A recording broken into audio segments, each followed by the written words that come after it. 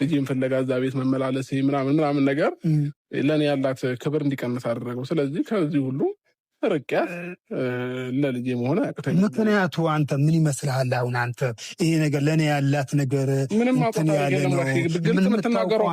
ግልጽ የምትናገረው ነገር የለም። ለጋሽዬ ብለሽ በቃ ለአባቴ ብለሽ ሁሉም ነገር ትተሽ ከአብርሃም ጋር እንደ በፊታችሁ ብትሆኑ ልጃችሁን አብራችሁ ብታሳድጉ ደስ ይለኛል። ሰላም ውድና የተከበራችሁ ውድ የኛ ፋሚሊዎች እንዴት ናችሁ? እኔ ያለው እግዚአብሔር ይመስገን። እንግዲህ ዛሬም ከጋሽ ጋር ወደ እናንተ መተናል። ጋሽ ሰላም በላችሁ። እግዚአብሔር አምላክ ሰላም አድርገን። ሰላም ነው። አሜን አሜን። እና ያው ቤተሰቦች ብዙ ነገሮች እየተፈጠሩ ነው፣ አይታችኋል። ከጋሽ ጋርም የለቀቁት ቪዲዮ አይታችኋል። ስሜታዊ እኔም ብዙ ነገር አውርቻለሁ በሰዓቱ። ጋሽንም ይቅርታ ጠይቄዋለሁ እና ዛሬ ግን በአንድ ቪዲዮ ነው ለእናንተ የመጣንላችሁ። ሁሉም ነገር መብቃት ያለበት ይመስለናል። ሁሉም ነገር በጣም በዛ ነገሮች፣ ሁሉም ነገር በጣም እየበዙ ነው። አብርሃም እያደረገ ያለው ነገር፣ ሩታም ጋርም ያለው ነገር በጣም ግራም ያጋባ ሁኔታ ሆኗል። ጋሽዬ በጣም ተሰምቶታል፣ እናቴም እንደዛው እና ዛሬ አዲስ ነገር አለ። እሱ ፊት ሁሉም ነገር በቃ ሁለቱም መናገር ያለባቸው ተነጋግረው ምንድን እንደሚፈልጉ፣ አብርሃም ምን እንደሚፈልግ፣ ሩታ ምን እንደምትፈልግ ማወቅ እንፈልጋለን። እኛም በጣም ግራ እየተጋባን ስለሆነ ሁለቱም እያደረጉት ያሉት ነገር ትንሽ ግራ ያጋባል።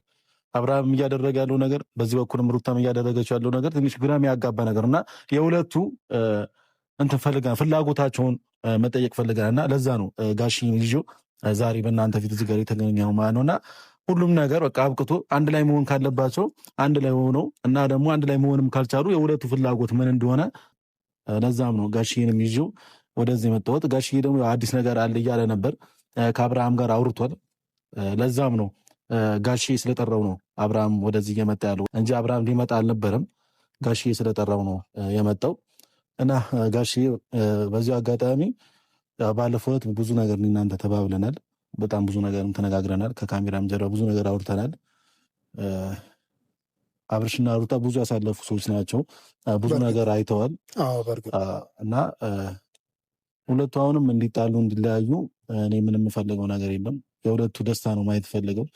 አሁንም ልጅ ወልደዋል። ከልጅ በልጅ እየደራረቡ የምፈልገው ነገር ስኬታማ ሆነው እና በትዳራቸው ትልቅ ደረጃ ደርሰው ማየት ነው የምፈልገው እና የእነሱ ደስታ ነው የሚያስደስተኝ። ግን ይህ ነገር አሁን ላይ እየሆነ አይደለም። ሁለቱ እያደረጉት ያለው ነገር ምንም ትክክል ነገር አይደለም። አብርሃም ሩታም እና ያው ቤተሰቦች ዛሬ የቁርጥ ቀን ነው ማለት ይቻላል። ምክንያቱም የሁለቱም ፍላጎት ነው የምንጠይቃቸው። የሩታም የአብርሽም ፍላጎታቸው ነው የምንጠይቃቸው። ካሁን ሁለታቸው የሚሰማቸው ስሜት አለ፣ የየራሳቸው ስሜት የየራሳቸው እንትን አላቸው እና የሚፈልጉት ፍላጎት አንድ ላይ መሆን ነው። ምን አይነት ነው አይምሯቸው ላይ ያለው ነገር መጠየቅ እንፈልጋለን። ምክንያቱም በጣም ግራ እያጋቡን ስለሆነ ነው። አሁን ይፍይ አሁንማ አልሰጣቸውም ፍቃድ፣ የነሱ ፍቃድ አልሰጥም። እግዚአብሔርን የነሱ ፍቃድ አልሰጥም። እንዴት ነው ትሆናላችሁ? እንዴት ሰላም ትሆናላችሁ? ሰላም ፍቃድ አልሰጥም። አሁን ፍቃድ ላይ በእኔ ነው የሚያልቀው፣ በእኔ ነው የሚያልቀው እንጂ እንዴት ትሆናላችሁ፣ ትዳራችሁ ትመራላችሁ አትመሩ ወይ የምልበት ጊዜ ትንሽ እንትን ያለ ይመስለኛል። ግን መማከር መወያየቱ ትክክል ግድ ነው። ሌላ እንዴት ነው የምታረጉት? አሁን ላሽሞነሙ ናቸው ማሽሞነ ጊዜ እኔ አላሽሞነሙ ነው አብርሽን በሚቆጣበት እኔ የምቆጣ ነገር ብዬ የለ እኔ የምቆጣው በፍቅር ነው የምቆጣው።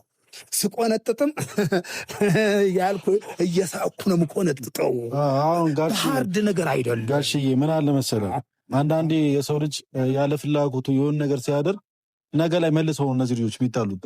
መጀመሪያ ግን ያው ፍላጎታችን በፍላጎታቸው እና አሁን ላይ ምን ማድረግ እንደሚፈልጉ ከማን ጋር መሆን እንደሚፈልጉ ማወቅ ነው ያለብን እንጂ አሁንም የሆነ ነገር ብለናቸው ነገም ተመልሰው የሚጣሉ ከሆነ እነዚህ ልጆች ትዳራቸው እየተበጠበጠና አሁንም ከዚህ የበለጠ ሌላ ነገር ውስጥ ነው የሚገቡ። ታርጌት መተን ነው በቃ አሁን ሁለተኛ ይሄ ነገር እንዳይደገም አድርገን ማለት ጥሩ ነው። እሱ ትክክል ድጋሚ ሌላ ጥፋት አይሆንም። ላይሆን እሱ ላይ ትክክለኛ ነው። በቃ ገብቶኛል። እሱ እንግዲህ ሂድ መሆን አለበት ይሄ መሆን አለበት ብለን እንትን ብንለው ነገሩ እንትን ላይልልን ይችላል። አዎ ሰሞኑን ተናግሬያለሁ። ሰዎች እስኪ ረጋ አድርጉኝ። እኔም ውጭም ላይ የትም ሲደውሉልኝ ብዙ ተመልካቾች ሲደውሉልኝ፣ እኔ ልጆቼ ሲደውሉልኝ ከውጭ አታስቸኩሉኝ፣ ረጋ አድርጉኝ እንጂ ቦታው ነገሩ እልባት ላይ አደርሰዋለሁ። ደግሞ ይሄ ነገር እልባት ላይ ካላደረስኩ እኔ ራሴ አይምሮ ጥሩ አልመጣልኝም ብዬ አውርተናል። ከእነሱም አውርተናል። ብዙ የሚወዱኛሉ፣ እግዚአብሔር ይባርካቸው እና አውርተናል። ብዙ ተነጋግረናል።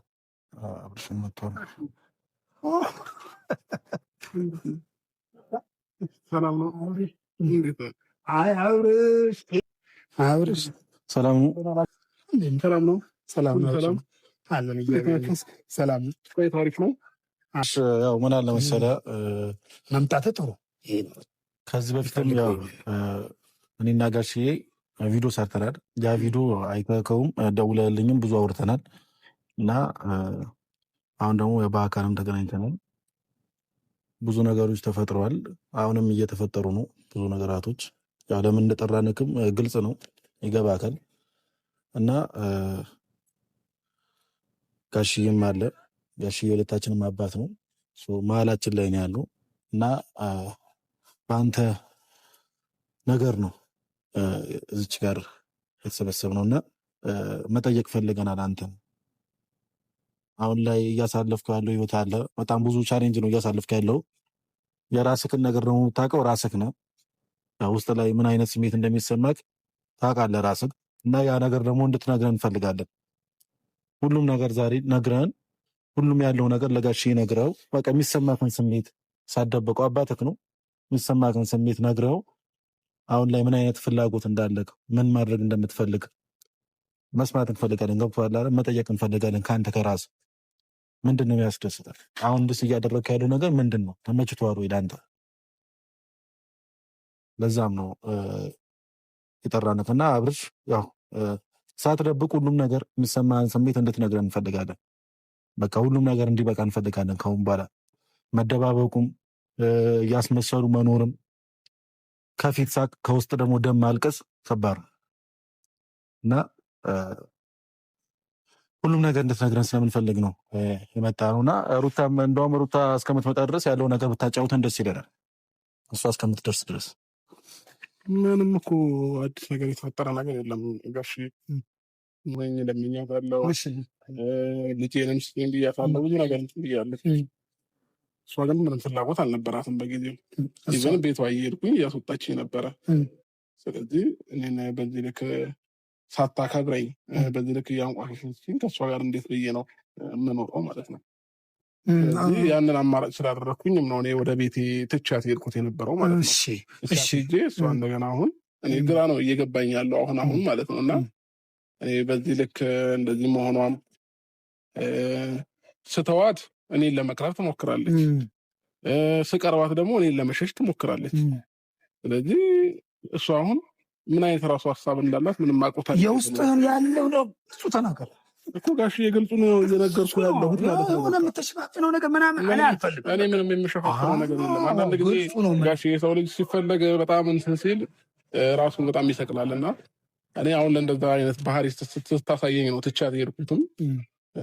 ከዛ ልጅን ፍለጋ እዛ ቤት መመላለስ ምናምን ነገር ለእኔ ያላት ክብር እንዲቀንስ አደረገው። ስለዚህ ከዚህ ሁሉ ርቅያት ለልጄ መሆን አያቅተኝም። ምክንያቱ አንተ ምን ይመስልሃል? አሁን አንተ ይሄ ነገር ለእኔ ያላት ነገር ምንም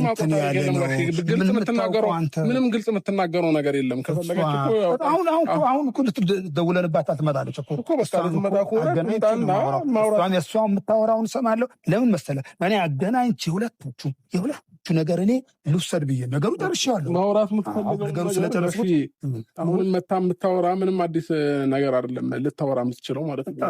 አንተ ተናገርከኝ አይደለም? አንተ ከተናገረኝ ከጨረስክልኝ በኋላ እሷ ደግሞ የምትናገረው አለ። እሷ ይሄ ነው ግን ይሄንን ነገር እሷም ይሄ ከደገመችልኝ ጥሩ ነው።